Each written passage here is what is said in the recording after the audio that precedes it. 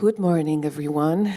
I am honored to moderate the panel and introduce and then later talk to our honorable guests. And I will start the introduction from the very left of me. Marta Goss, she is the CEO, the director, the creative and business director of Bio2 Materials. Hello, Marta. Applause. Hi.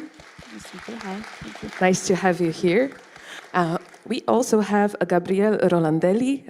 He is the co-creator and the CEO of Zerow. Hi, everybody. And last but not least, we have Emma Håkansson. Was it all right, the pronunciation? The co-creator of Collective Fashion Justice and the author of a great book, which I recommend to you dearly, Total Ethics Fashion, and a couple of other books, actually, and very much involved with a documentary that we started this panel with.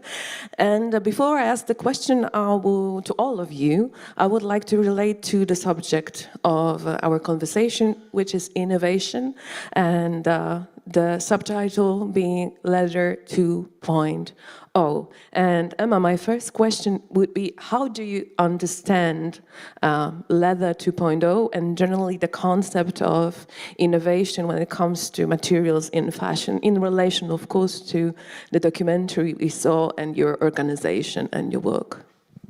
So I directed that film, Sharinga, because at Collective Fashion Justice, our charity, we're interested in creating what we call a total ethics fashion system. And that's one where people, our fellow animals, and the planet are all genuinely prioritised ahead of profit. And that means that we have to move beyond relying on the use of animals' skins as a material. And so instead we should be looking to biomaterials that benefit all three of those groups.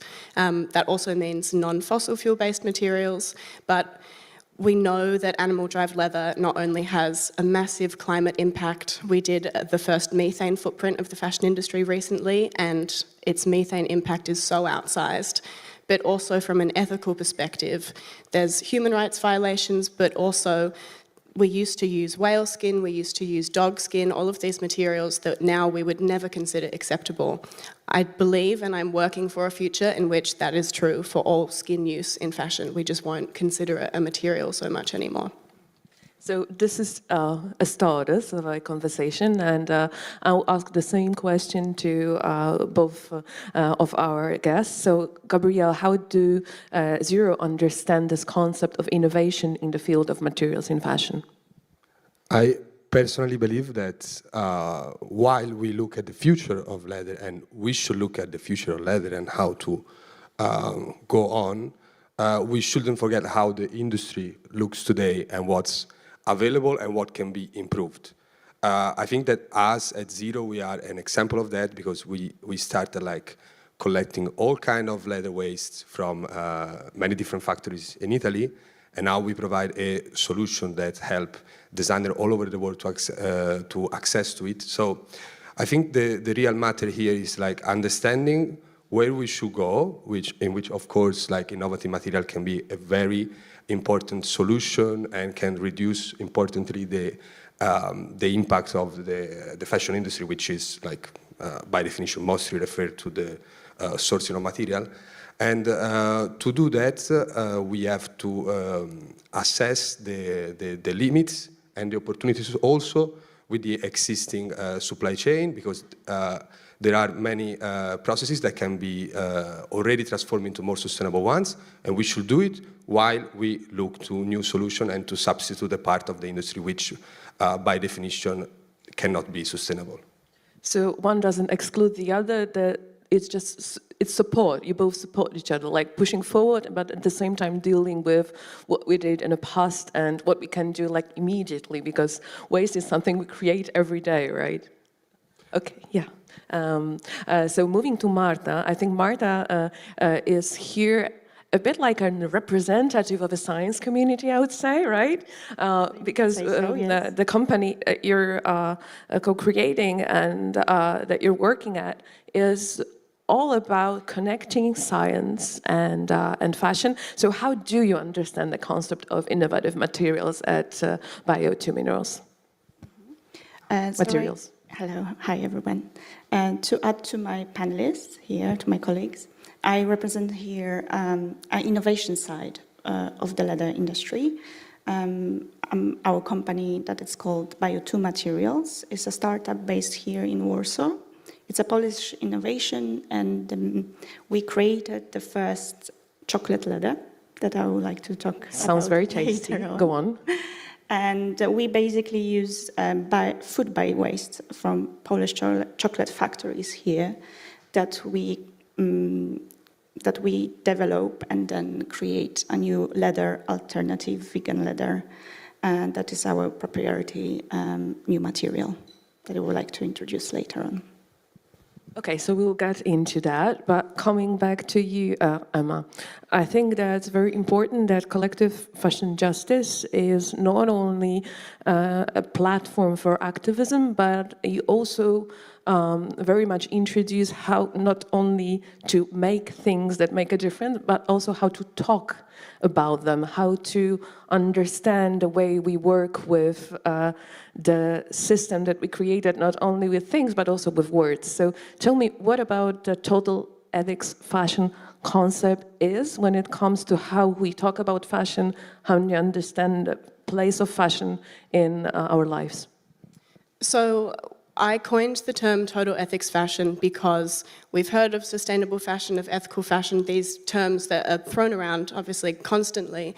And I felt that there needed to be a term that acknowledged the importance of looking holistically and recognizing, as was actually mentioned earlier, that, you know, we are people, but humans are just one animal species, of which there are many that are wonderful, and all of us as animals don't live in ecosystems, we live as part of ecosystems. So unless we are working to create clothing in a way that acknowledges that interconnectivity and sees that if we only try to protect people or only the planet, we will ultimately fail all of us because we don't recognize that connection.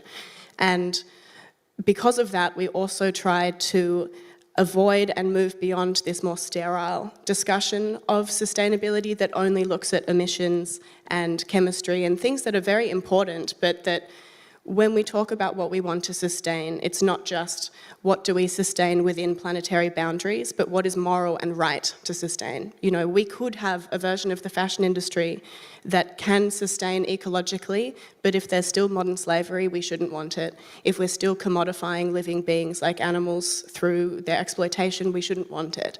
And I think that we limit ourselves creatively by accepting that as status quo and not thinking that we can look beyond it and make something much more beautiful because the whole making process is something we're interested by rather than something we turn away from. If we look really at the animal-derived leather supply chain or equally at a fossil fuel supply chain, no one wants to talk about it. No one wants me to start talking about a slaughterhouse or any of those processes now. So we should be moving to fashion that is exciting to see throughout the entire creation.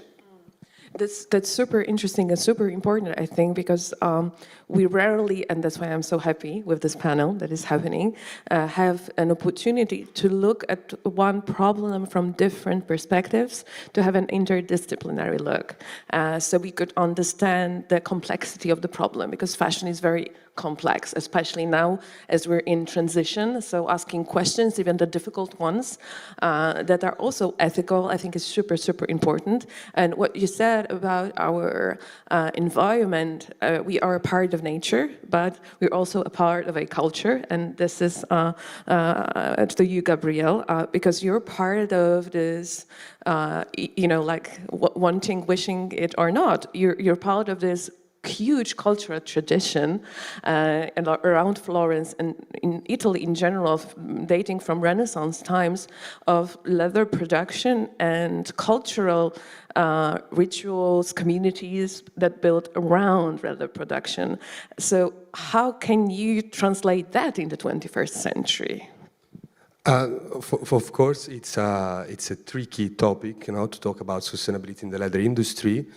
Because, of course, what I believe and what I think we should be also talking about is that very likely there is going to be a portion of people that will always, or in the near future, will want leather. So Eventually, we have to deal with this material in the form that we have today. And on the other side, we have like more than 1,000 years of culture and experiences and works and people that build their life and their ambitions towards the leather industry. So I think that today, but in a general ecosystem of sustainability in the fashion industry, we should look at what is the supply chain today, look at what has been done good, help companies that are trying to make it less impactful and more sustainable, starting from the farming up until the production, because there are some companies who are investing a lot, including luxury brands.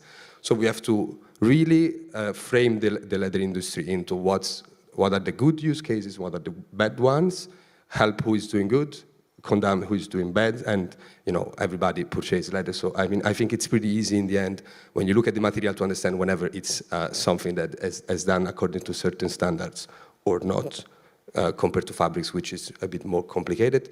So I think that as a general term, since this sustainable transition in the fashion industry is going to take decades and it's going to cost a lot, everybody here and everybody in this world should come together and try to really put pressure on institutions and also places and people that can help this transition happen and come together and really make an impact and help the leather industry to become more sustainable and the new solution to come to the market, because there is, in my view, space for everybody, and that's where we should go. Thank you. Marta, what about, I'm pretty curious, and I think that you haven't finished your thought, how about the intervention of science and engineers and people who come up with different disruptions and new patterns that come from the scientific community? Is the scientific community open for corporations with fashion? How do they feel about it? Are they excited? Are you excited? Tell me something more about this really interesting, especially in the Polish context, your idea, how it's working, how it came up, how you're dealing with day-to-day basis. So first of all, I'm not a scientist, unfortunately. I come from the design background, but I met our co-founders, Ola and Kasia, who come from architectural background. Recently, they created this initiative, a startup called Bio2 Materials with Professor Artur Bartkowiak, who is from that science community. He works in academia in Szczecin, up north. And basically, as a three co-founders, 7 years ago, they decided to find an alternative to leather. Yeah. For them, the most important was to work with leather that actually doesn't have any PU or PVC in the ingredients, so it doesn't feel like plasticky, and also is biodegradable. So that was the core of their research. First, they started from apple leather, which is quite interesting. They did the research for 5 years. However, after that 5 years, they dropped the idea. Firstly, because they discovered that there's a lot of water production involved in that kind of apple leather creation, and then they have to use PU as an ingredient.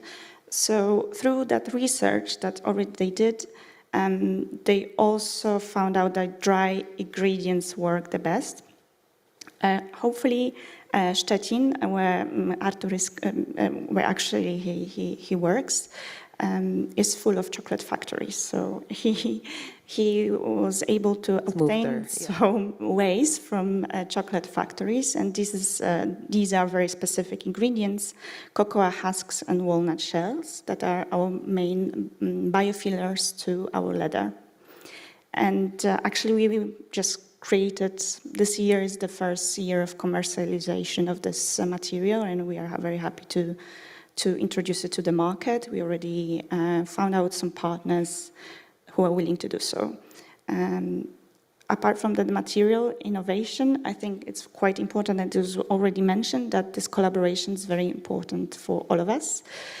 So we are not only selling the material itself, but we come as a community of designers, scientists, marketers, producers, and we want to work with the industry on a kind of different levels. I think that we need interdisciplinary cooperatives so much, and collectives, and generally talking with each other. And last but not least, I saved a really, I think, the most tough question for the very end of our conversation, that is scaling, like niche versus mass impact, let's say, and little changes, small steps versus revolutionary change that comes in a wave. So how do you feel about this moment in fashion, and also about your initiatives being translated to, let's say, mass reaction, mass appeal? Is it possible, or is it possible in the future, but achievable via small steps? And what's the approach and possibilities? Emma?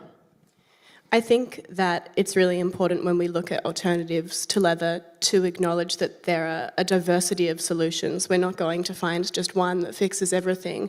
And equally, we shouldn't scale up these alternatives to the current scale of production of animal-derived leather or fossil fuel-based alternatives, because the scale itself is part of the problem. But we can have geographically and culturally specific solutions. So in somewhere like Italy, where that tannery heritage is so important, mycelium and biomaterials that go through the tanneries can be a nice way to bring innovation and heritage together. Brazil is a massive producer of cowskin leather at the moment, and then we have a material that is a bioleather helping to protect the Amazon. So we have lots of solutions. I don't think we have to look at just one that will be massive everywhere. Yeah, just adjusted to a very local environment, both cultural and natural, and the community, like you all underline. And what's your take on this, Gabrielle?